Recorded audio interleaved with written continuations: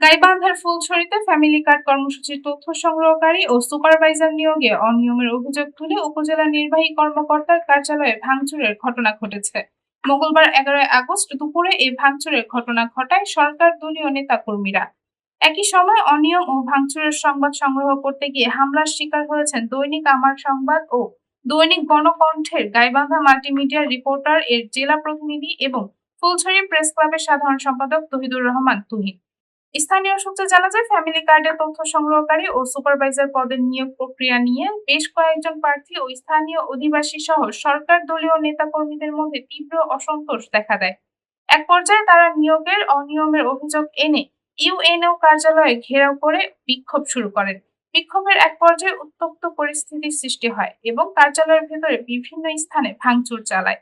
নিয়োগ প্রক্রিয়ার অনিয়মের অভিযোগ এবং সাংবাদিকদের উপর হামলার বিষয়ে তাৎক্ষণিকভাবে উপজেলা প্রশাসন বা সংশ্লিষ্ট কর্তৃপক্ষের কোনো আনুষ্ঠানিক বক্তব্য পাওয়া যায়নি। খবর পেয়ে আইন শৃঙ্খলা বাহিনীর সদস্যরা দ্রুত ঘটনাস্থলে পৌঁছে পরিস্থিতি নিয়ন্ত্রণে আনেন।